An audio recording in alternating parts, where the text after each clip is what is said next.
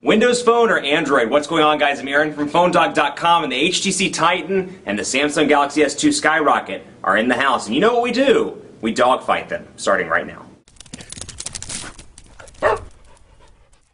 So part two, as I was saying in part one, you've got dramatically different experiences here, both on high-end smartphones, but you've got a more simplistic experience over here, kind of in and out as quickly as possible, and then you have this experience over here, which is a little more complicated, and as a result of so much running in the background, it's a little bit less, a little bit more laggy and a little bit less consistent. But let's take a look here at both of these. But before I get into it, special love to Best Buy Mobile for hooking us up with a bunch of phones just like this for use in our One Paw Bandit game. When you walk into Best Buy Mobile, you'll walk out working. They're going to help you set up your email, your web, and all kinds of good stuff. So when you walk out the door with either of these devices, you're working. Now let's take a look over here, because like I said, Metro UI over on the HTC Titan, you've got Android 2.3.6 over here with TouchWiz 4.0. So you can see here a typical menu structure of TouchWiz 4.0, and then we can go in here and take a look at some of the widgets as well. So you can see the weather widget, for example, and a lot of the widgets within TouchWiz 4, at least the Samsung ones, are customizable by size, which is really nice because you have 7 home screens over here, and you can make the widgets any size you want to within reason.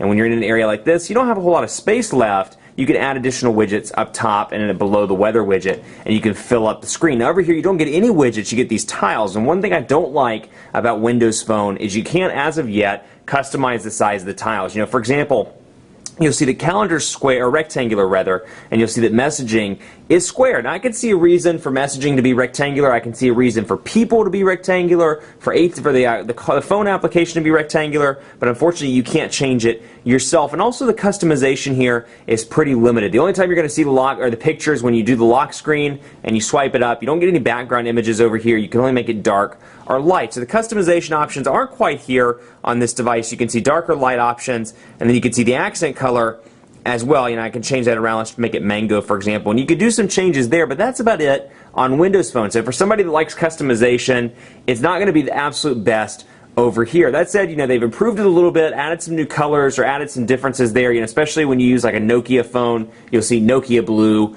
pre-installed, but still not up to par with even iOS, but especially Android on the customization front. Let's take a look at camera on this device. 8 megapixels over here, and you got an 8 megapixel over here as well. Now this one shoots video in 1080p while the Titan shoots it in 720p. So let's take a picture of this these stamps, for example, which I had to buy because I was mailing cards earlier today. And you can see, we'll press and hold. You've got a physical button over here, so I can press and hold. I don't know why that light. Let's try and get this balance fixed a little bit. There we go. Let's try this again and get that focus in. You can see it's kind of giving off an orange tint, which I'm not quite sure why it's doing that right now, but you can see, let's get really focused in on one of these and see what we can do. And that's not a bad image at all. And one thing I love about Windows Phone, the camera application, I can easily flick between an active application and then go back through my gallery here, and then when I'm done I can go right back. Now I get my options over here, quick and easy, along with your flash options, easy to scroll through those. And then over here you can see 1080p, or excuse me, the other 8 megapixel camera with 1080p HD video recording. Now there's no physical button on the Galaxy S2 Skyrocket, but you do get the on-screen button that you can press and hold and let go when you're ready to take the picture. And that is an absolutely impressive picture. Take a look at that, how clear that is, even while zoomed in. So the camera test goes to the Samsung Galaxy S2 Skyrocket. I will say, for a Windows Phone device, I've been pretty impressed with the camera over here. Now let's take a look at bandwidth, and we're going to use 2 different applications on these devices. Bandwidth is something that's available on Windows Phone. Then I have speed test over here since it's available on Android. Now this is running LTE on AT&T, so this should be substantially faster. Charlotte does have LTE, and then this is running HSPA Plus, 14.4 megabits per second. Now you're never going to see that speed. That's just a theoretical peak. But we're going to load these up and have a look and see which one comes out the best. So you can see over here the download speed. This one takes a little bit longer, whereas speed test usually completes pretty quickly. But we're going to try this. Now AT&T's been having some LTE issues on the review devices they sent me. They're in the process of reprovisioning the SIM cards for me, but other than that, we may have some issues with the LTE speeds. But I'll show you some of my results from the past so you can kind of get a comparison between LTE and then HSPA Plus. So you can see here. Here we go. About 1.31 megabits per second over here. Still, it's only 40% complete though. And you can see, obviously, this is not running out LTE speeds. I don't know what's going on. The provisioning, they may still be provisioning. The problem with your review devices, they have to run through special channels to get the features changed, and whenever there's a little issue like that, it can take some time. So That's totally understandable. I'll show you the little network communication issues again.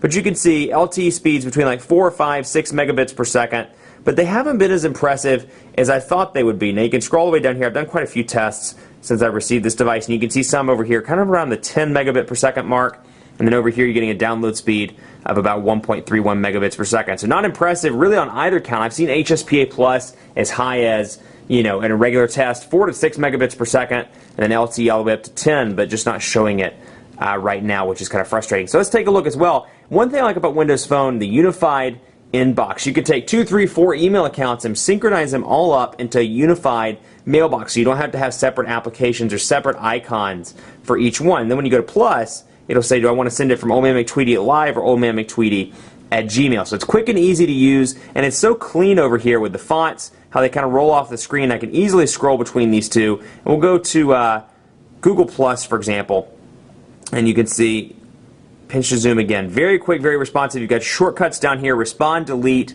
newer or older. And then again, transition effects, just second to none. So again, if you're looking for a consistent experience, but you're just tired of iOS because it hasn't really changed that much over the years, Windows Phone is definitely a refreshing, especially on hardware like this, an incredibly refreshing change from the past. Then over here, you can see Gmail, and we'll load this up and try and get it loaded up with the LTE network issues that we're having. But you can see, for example, same email over here, and then I can show the pictures if I want to, but the header stays up at the top regardless of where I am in the email, and then down here at the bottom I can archive, delete, and then move back and forth. And then over here I can easily respond, or I can come over here and hit forward, reply, or reply all. So it's an easy access as well. Again, fluidity though, take a look at the fluidity difference between these two. Just how quick and easy, and even though the Android one's faster in most cases, you can see that transition effect, and the way the fonts look on this just absolutely give it a nice little edge in the consistency department. So that's a big plus. Let's take a look at the market as well, because you've got some differences over here. Windows Marketplace is at about 40,000 apps right now, whereas you have Android, which has far surpassed that. And it's up into, if I remember right, about 300,000 apps right now in the Android market. And it's a one-stop shop. You can come in here and download, just like you can on the Marketplace. You can download apps, games, books, and movies. And you can do that on this device as well, between apps, games, and music. But the movies thing's a nice touch if that's something that matters to you. And again, the feature or LTE is just not wanting to cooperate. So we're going to throw it on Wi-Fi real quick. And I'm going to pull this back here so we can, as much as I hate to throw phones on Wi-Fi because it skews performance, we'll do that so you can get an idea as to what the market looks like, because I want to give you an accurate indicator here. And it just does not want to cooperate. Let's see what's going on here. Don't know what's going on. Perhaps the market's down. But we can see over here the Windows Marketplace. You can see AT&T featured, HTC apps, and then apps. And we'll go to just one of the featured apps, for example. We'll go to New York Times, and you can see how quick and easy it is to roll through there. You've got your reviews, some screenshots, all on separate pages. Whereas over here, let's see if we have any luck. Let's try this again. See if we can get this sucker to load up so you can get a comparison. There we go. And then you can see over here apps. Go to Angry Birds, for example, and you could see again all on one screen, but easily scrollable between what's new, description, screenshots, star ratings, and more. And then of course you can share or search. So these are both great devices, and it's going to be totally dependent, like I say in a lot of these Dogfights, totally dependent on what you want. It's going to be dependent on what matters the most to you. If you want consistency, it's going to be Windows Phone. If you want something that you want to hack and mod your device, you want all kinds of widgets, you want more application choices, the Android device, the Skyrocket's going to be the one for you. So that's something to keep in mind. So that said, winner has to be declared. And before I tell you that, I'm going to tell you a little bit about battery life. 1,600 milliamp hour battery over here, 1,850 milliamp hour battery over here. Battery life's pretty much the same on both of these, though. In moderate use, I'm getting very similar numbers because, yeah, while it's a smaller battery over here and it is a big display, it's pretty easy to operate. There aren't any huge processes running in the background, despite the fact you do get some basic multitasking here in Windows Phone. Nothing really running in the background. It's a very simple OS, and as a result, the battery life is a little bit better. Now, over here, you've got widgets constantly running, things constantly updating in the background. But that said, this is one of the best, if not the best, Android device I've worked with in battery life in recent memory. That said, slight edge goes to the Galaxy S2 Skyrocket in battery life. It's just a little bit better, but again, you're going to be pretty, in my opinion, pretty decent with both of these devices, even though this has a pretty small, in comparison at least, 1,600 milliamp hour battery. But a dogfight winner has to be declared between the two, and just for features and overall performance, despite the network issues in the dogfight, the Galaxy S2 Skyrocket is the winner of the dogfight. It's got a powerful dual-core processor. It's the best in the Galaxy S2 series in terms of functionality, in terms of having LTE connectivity, in terms of having all kinds of goodies. The best of the best, if you will, from all the Galaxy S2 series thrown into one. The Skyrocket wins the dogfight. Though I will say, this is definitely the best effort by Windows Phone, and if they continue making devices like this, we're going to see a lot more of these in mainstream use, and a lot more of these in future dogfights. Much more coverage to come on PhoneDog.com with the HTC Titan and the Samsung Galaxy S2 Skyrocket. Keep it locked on the site. Like us on Facebook, Facebook.com/PhoneDog. We're always giving away stuff. We're cool people to talk to. We're just super fun. So follow us, or like us rather, Facebook.com/PhoneDog. Follow me on Twitter, PhoneDog_Aaron, and on Facebook at Facebook.com/PhoneDogAB. Let me know what you think of this dogfight. I always love to hear from you. Thanks so much for watching. As always, we'll see you next time.